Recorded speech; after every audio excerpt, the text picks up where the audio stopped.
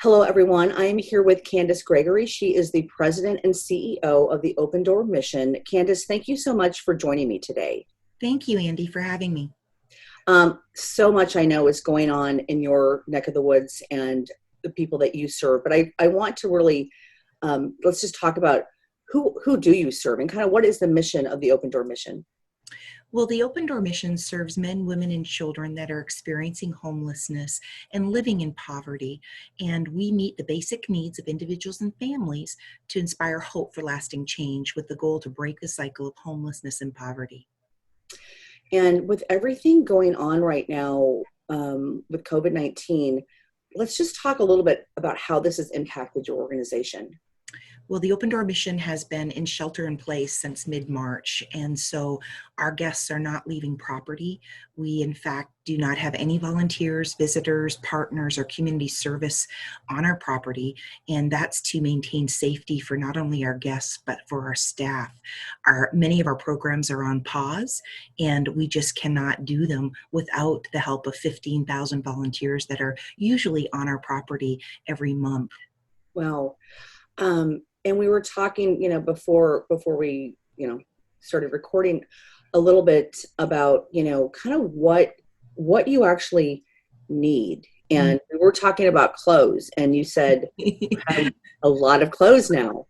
So Yeah, in 26 years, I never ever thought I'd say no. Because truly, gently used items that people have in their home are gold to those that are starting out in the community. And just this week, we had to close our drop-off locations because all of my semi-trucks, all of my warehousing, all of my outreach center floor space is full, Andy. I can't squeeze one more item in. wow, wow. Because then also you don't have the volunteers like going through them right now.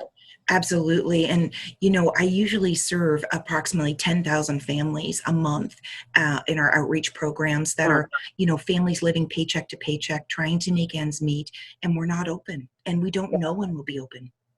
Yeah, and I think that's the thing in talking just to other organizations or people in general is not knowing, Mhm. not knowing Mhm. also adds stress. Absolutely. And the people that you serve, it's just that unknown piece. Absolutely. We served almost 9,500 families through our COVID-19 relief drive-through services, and people were so grateful. But right now, we've had to put everything on pause except for safe shelter and quality care. Okay. Well, let's talk about, so what are your immediate needs? How can the community help you?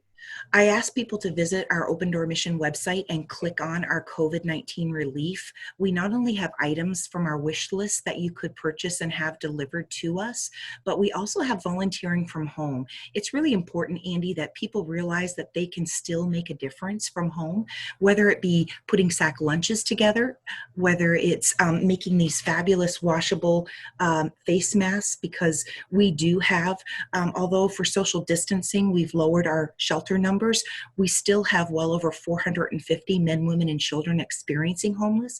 And so every one of them has to be washed and then sanitized and ready for the next day so that people can wear those masks throughout our campus.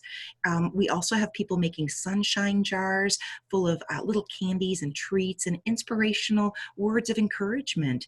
And it's been very interesting to see people still make the impact really overwhelming considering how much they're going on in their own lives. So what is a sunshine jar? I was hoping to have one for you today. And it's a mason jar, not a Clorox Okay, box, but yeah. it's a mason jar. And inside is little Halloween size candies. And then you, little pieces of paper, and you open it up and it says, "You're special. You can do it. Stay sober." Like little pieces of paper. So if somebody's Okay. having a bad day, they can take a little chocolate. Chocolate solves everything, and then you just open the paper and you read Yeah. it. And so we typically use them in our intake office when you're experiencing homelessness for the first time. We just give you one. But right now, we have so much mental health issues going on, Yeah. anxiety, that we're going through our sunshine jars. Just they're flying off our shelves.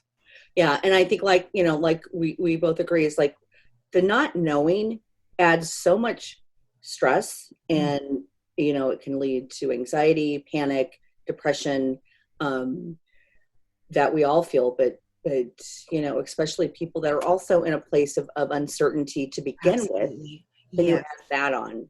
Yes. So I love that idea. So we're gonna just let's look ahead. So um, what do you anticipate? And this, I mean, obviously is a question that, you know, who knows, but on some level, what can you anticipate in Sure. the months, like throughout the rest of the year? Absolutely.